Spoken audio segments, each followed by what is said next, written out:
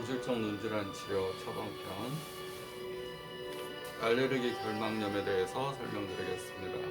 우리 알레르기 결막염은 눈에 생긴 아토피라고 하고요. 봄, 가을에 특히 지금 같은 봄, 가을에 심하게 됩니다. 눈 알레르기는 전체 알레르기 환자의 2분의 1 정도이고 학동기, 어린 학생 연령에서는 비염, 알러지 비염을 동반하는 경우가 많고 중장년층에서는 단독 알레르기 결막염으로 이렇게 오게 됩니다. 공기 중에 이제 먼지나 진드기, 콧가루, 또 화학물질, 화장품 이런 항원으로 인해서 내가 항체 반응을 일으키는 건데요. 결막이 자극을 받아 이런 항원의 자극을 받아서 항원에 대한 이런 항체, 과민 반응을 나타내는 것이 알레르기 결막염이라고 합니다. 결막은 우리가 눈 안에 까만 홍채가 있고 홍채 위에 각막이라는 흰 렌즈를 덮고 있고요. 그 각막의 검은 동자 주변의 흰 부위와 우리 눈꺼풀을 뒤집었을 때 빨간 부위, 하안검 결막 위에 뒤집으면 빨간데 상안 결막, 그 다음에 검은 동자 옆에 흰 부위. 눈이 알레르기 결막염이 심하면 눈 흰자가 이렇게 부어오르는 증상도 생기게 됩니다. 이렇게 결막 부위가 부풀어 오르고 눈 위에 상하안검 부위에 빨간 부위에 눈꺼풀에 가렵고 붓고 이런 증상도 같이 생기게 됩니다. 대표적인 증상이 이제 결막 부위의 충혈, 부종, 가려운 증상인데 결막 부위가 여기 눈 흰자 부위, 눈 아래 꺼풀, 그 다음에 눈 위에 꺼풀, 빨간 부위가 붓고 가렵고 충혈되고 그래서 마구 비비게 되고 이런 증상이 있고 또 점액성에 강한 끈적한 눈곱, 그 다음에 눈물을 흘리고 이물감이 있고 그 다음에 시리고 찌르는 느낌.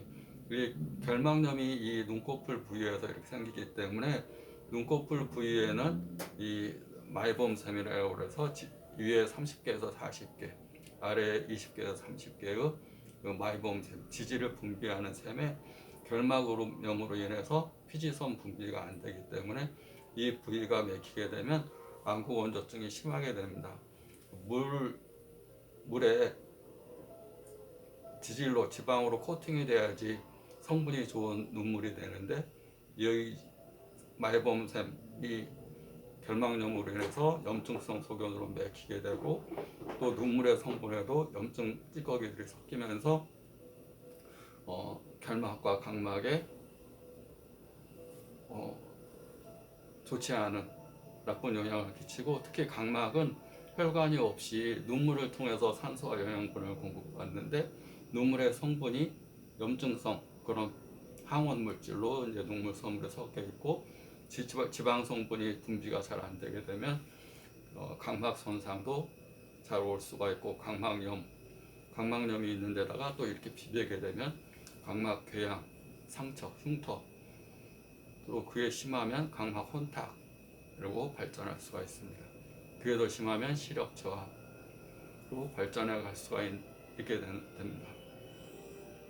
그래서 방치하게 되면 이제 결막이 이제 두꺼워지고 결막이 자꾸 이제 피질층이 이 안에 지질층이 이제 분비가 돼야 되는데 분비가 안 되면서 결막이 두꺼워지고 또 흰 눈동자하고 또 충혈되면서 부어오르고 그러면 또 각막이 얇아지고 또 비비다 보면 상처가 나고 흉터가 생겨서 각막 궤양 생기고 또 심하면 또 각막 혼탁으로 발전할 수가 있게 됩니다.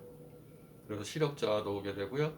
눈이 이렇게 가렵다고 과도하게 비비게 되면 결막에 부종이 생겨서 어린 학생 같은 경우 이렇게 막 눈동자가 심하게 충혈돼 가지고 이렇게 부어서 이렇게 충혈되고 붓고 이렇게 해서 오는 경우가 있는데 그런 경우는 지나치게 비벼서 그러니까 따뜻한 찜질을 하면 절대 안 되고요. 차가운 찜질, 냉찜질을 해주고 우리가 쓰는 그런 인공 눈물이나 눈에 넣는 점안약도 차갑게 해서 넣어서 이 안에 있는 이 항원 물질들을 씻어내고 인공 눈물 같은 걸 점안해서 씻어내고 따뜻한 찜질을 해서 과도한 이 열이 있는 상태, 부어오른다는 얘기는 열이 있고 충혈될 때 그러니까 그럴 때는 차가운 찜질을 해서 진정시켜주는 것이 많이 도움이 됩니다. 관리는 차가운 얼음찜질을 통해서 눈꺼풀의 온도, 결막에 충혈되고 열나는 상태를 내려주고, 우리가 눈을 안약도 차갑게 해서 점안해주면 되고요. 눈이 비비면 심한 부종이 생길 수가 있어요. 눈 흰 동자가 심한 붓는 증상 생길 수 있으니까 차가운 찜질을 해주는 게 좀 도움이 됩니다.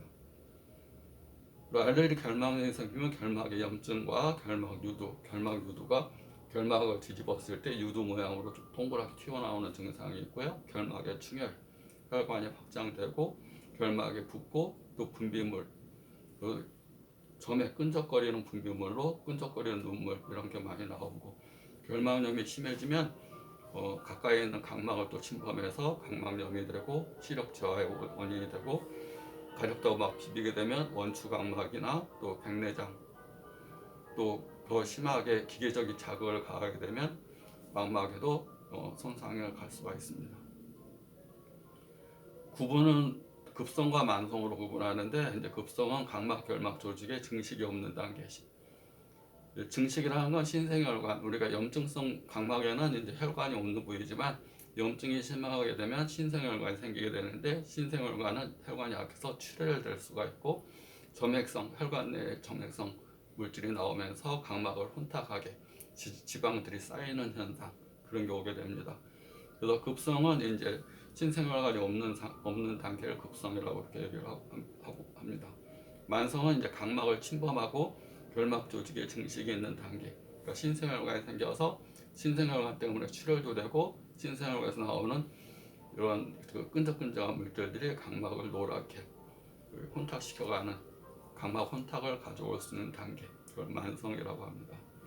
치료는 결막염에는 음교산, 끈적한 눈곱이 있고 눈이 충혈될 때는 방풍통선산, 결막이 붓고 눈꺼풀이 붓고 눈 흰동자가 많이 부을 때는 세간명목탕, 그다음에 눈이 많이 가려울 때는 거풍지향탕을 가하면서 처방하면 많이 좋아질 수 있습니다.